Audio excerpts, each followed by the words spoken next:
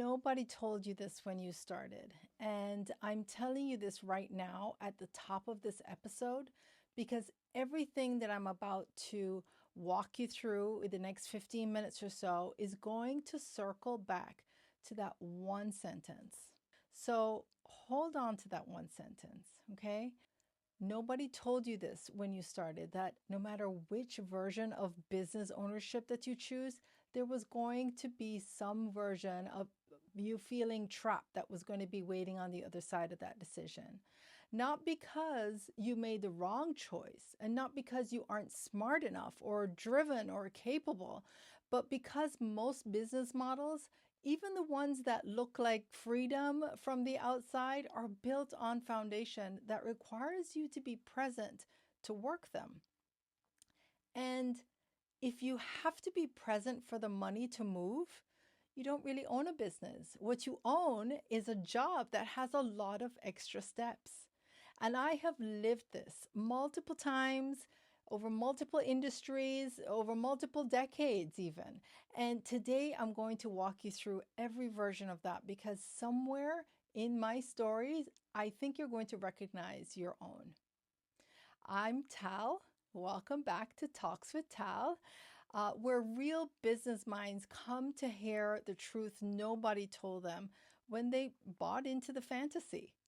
So if you're here for the first time, a little bit about me. I am UCLA Extension valedictorian graduate in interior design and architecture, a former luxury hotel designer, a former CrossFit gym owner, a current strength training coach and gym owner. I'm a wife of 25 years, a mother to two, a Jamaican immigrant, and someone who started over many times, more times than I planned. And I say all of that not to impress you, but to show you that what I'm about to share comes from a very lived and very real place. So let's get into it. So my first career out of UCLA was as a senior interior designer at a firm that designed luxury hotels around the world. And I want to be clear, very clear. I was really good at what I did. I loved it. The spaces that I created, the travel, the level of work, it was everything that I had studied for. And it was genuinely fulfilling. The travel part of it was a little intense. 16-hour flights to Asia, 2 to 3 day turnaround, straight back on a plane. But I was young and I didn't have a family yet. And so I was building something that I was really, really proud of. And then I got married, and a few months after our wedding, September 11th happened. And the world changed, and the company closed, and my position disappeared within a month of the towers coming down. It was the first time that a world event completely outside of my control reached directly into my career and took something from me. I hadn't done anything wrong. The company hadn't done anything wrong. The world just shifted, and everything that I had built professionally went with it. I filed that lesson away, but I think that I truly didn't learn until much later. And so I pivoted fast, the way that you do when you literally have no choice. And so I went with small designs of interiors for people's homes. I became a mother shortly after, and we bought a house, and I started selling wines online. And I was like, this is really interesting. This was on my own schedule. I had no commute. And, we were selling out of our own cellar. And then the platform had changed their rules. The sellers needed a license, they needed a brick and mortar just to keep going. And so in no time that was over. But that experience planted something in me, a question I had spent the next 20 years slowly trying to answer. What does it look like to build income that doesn't require me to be somewhere specific to earn it?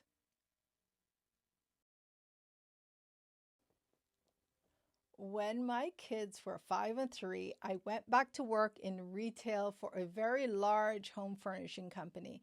Beautiful showrooms, solid salary with commission on top of it. The goal was to simply help cover private school tuition for Rishi and Sela, and the job did exactly that. But here's what it also did. Working one day every weekend was part of the agreement. So I chose Saturdays because honestly, Saturdays were my strongest sales day. I could make nearly as much in commissions on one Saturday as I made the entire week combined. So financially, it made sense. But it also meant that all the birthday parties that my kids were invited to, I often wasn't there. The weekend moments, the ordinary Saturday afternoon things that aren't actually ordinary when you look back at them now, right? I was frequently choosing the showroom. And when a holiday fell on the day that I was scheduled to work, the expectation was that I'd be there. So 4th of July, President's Day weekend, the days where the kids were off from school and they just wanted their mother home.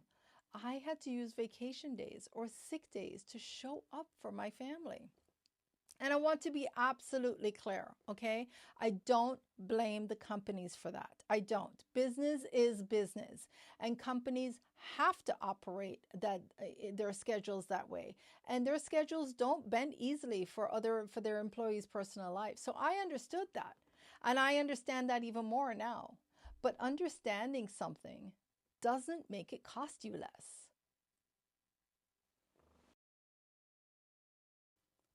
After 3 years in retail, I went back to building my own interior design practice. I'd been running it part time since 2001. So it wasn't starting from scratch. I was more like walking back in, waking it back up kind of thing, right? And alongside the design work, I became a school volunteer and I served on the PTA board for 8 years. And the last 3 years of that, I was parent group president. And I know that sounds like a lot on top of everything else, and it was, but I want to be honest about why I actually did that. Being at school meant that I was close to my kids every single day. It meant that I knew their teachers, I knew their friends, and what was happening in their world real time. And I loved it. I was in service of something bigger than a client or a commission, and that fed something in me. And the career just couldn't reach that. But it also meant I had to lighten up on the design work in order to keep up with the volunteer commitments, which meant lightening up on the income. Every chapter of that time was a negotiation between what I wanted to earn and what I wanted to be present for. And most of the time, presence just won. And I don't regret that for a single second. James Clear, who wrote The Atomic Habit, talks about what he calls the cost of inaction, the idea that staying where you are isn't a neutral position. Every year spent in a model that requires your physical present to function is a year you're not building something that you can run without you. That cost is real, even when you can't see it on the balance sheet. It is real. Then came the CrossFit gym. Two partners came up to me with an opportunity. One had the investment capital and the other one had a full-time job. And the gym had been running for a couple of years before I came on board. And it was losing money significantly every single month. And neither partner was in a position to run the day-to-day. So they offered me a partnership alongside with the general manager role. And I said yes, because why not, right? And I want to paint you an honest picture of what I was carrying at that time. I was still doing interior design. I was still volunteering at the school full time, and I was now opening and closing a gym every single day. juggling everything and not well because my health had never been a priority until about 6 months before I took ownership and actually started working out myself. And in 18 months, I ran that gym. I doubled the membership, raised the prices, overhauled the entire operating systems. I brought maintenance down. I added a retail component. I got a lot of the things in place. And so now we were paying our bill, and rent was quite significant. And for the first time, we were turning a profit. 3 consecutive months, we were turning a profit. And then the pandemic happened.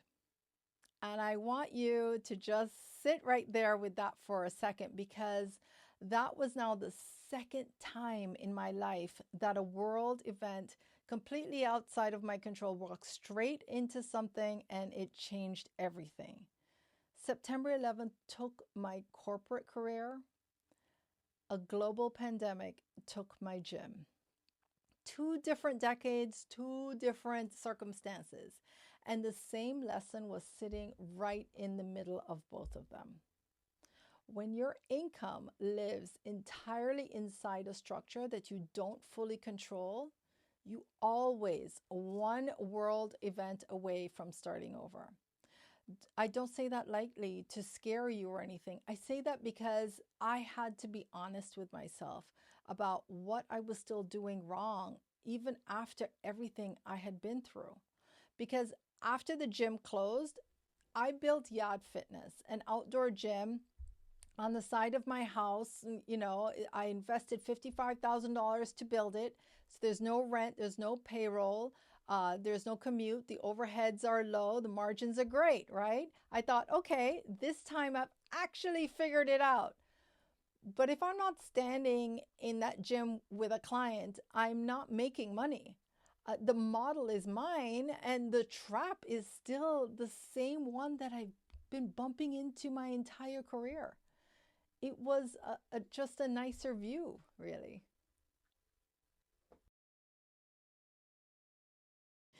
Now, in between all of this, I also built an online business with a superfoods company that I love. The products generally changed my health. I lost 82 pounds.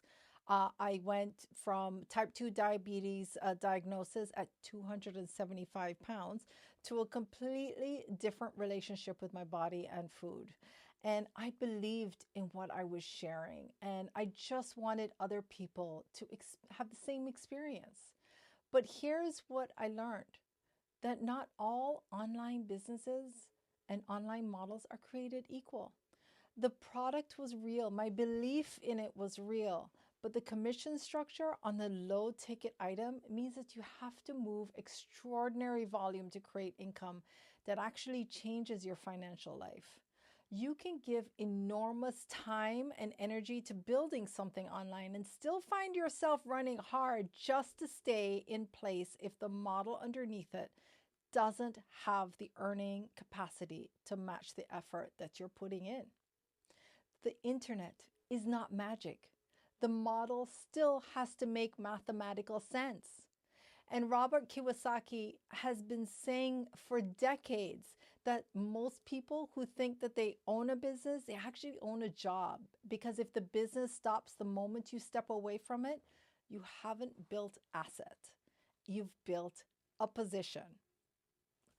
And I'd add to that, and even when you take a business online, if the per transaction value is too low to scale without an enormous team or an enormous audience, you're still a version of that same kind of trap. You're just wearing different clothes and sitting at the laptop instead of standing behind a counter.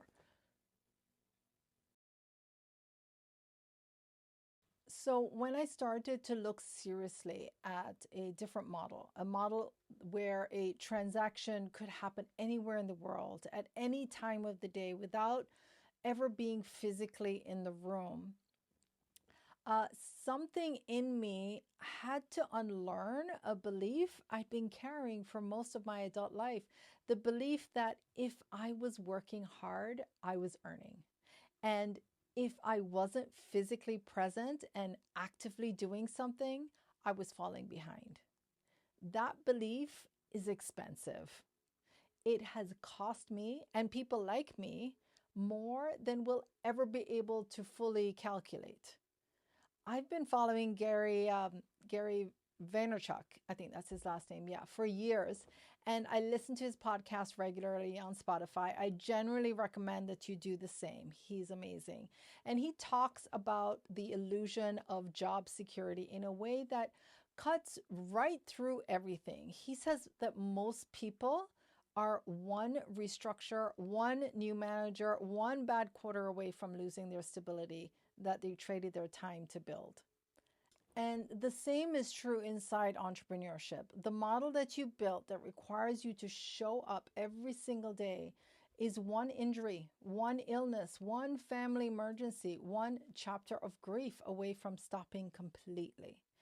And I know this because I've lived it. And when I lost my mother last year, I went through the hardest period of my life personally.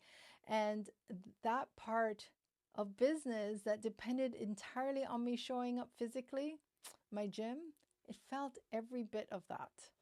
But what kept my income boat afloat, let's say, during those months, was the business I had been building on the side, and the one that didn't need me to be okay every single day to keep moving. The commissions I had already put into motion kept coming in. That's not a small thing. That's the entire point.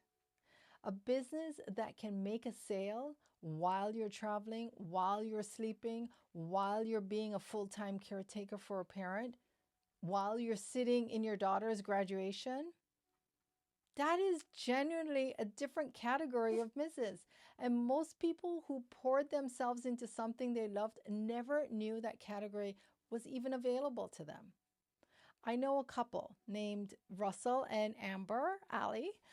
They had a successful business making decent income that supported their family's needs, but they understood that to grow further, it would mean a significant financial investment and even more time inside the business, which meant less time for their sons. And what they actually wanted was their life back. They looked at this model. They spent 12 months building it alongside of everything that they were already doing. And when they decided to go all in, they doubled their monthly income in the very first month. They're spending more time together as a couple and more time, more quality time with their boys. They're finally taking care of their own health too. That's what having real options in your life actually looks like. So good on you for Russell, the Alleys, yeah? Their story is actually under Conversations with Tal on YouTube on the same link here. And you can find it. And honest, it's one of the best conversations in real business transactions that I had ever taken a look at and ever interviewed. So go ahead and check that out with Russell and Amber. So I want to come back to what I said at the very top of this episode. Nobody told you this when you started. Nobody sat you down and said, the model you're choosing is going to ask more of you than the passion that inspired it. Nobody told you that being your own boss can look a lot like having the most demanding employer of your life. Nobody told you that taking a business online doesn't automatically solve the problem if your structure underneath it isn't built to scale with you. And nobody told you that the world can change overnight and take everything you've built with it. But here's what nobody told you either, that there's an option that lets you build something lucrative, something with a proven track record, something you can grow while you're still doing the work that you love. So that eventually this thing that you love gets to be a choice again instead of requirement. so that you can get back to the passion that started all of this instead of being a prisoner to it. That's what I'm building. That's what I'm learning and earning and talking about in this channel every single week. And so, if today's episode landed somewhere real for you, I want to hear about it. Come find me on Instagram at Tal Kapoor Official or drop a comment right below this episode. And let's start one of those real conversations. So until next week, walk good and take care. 1, 2,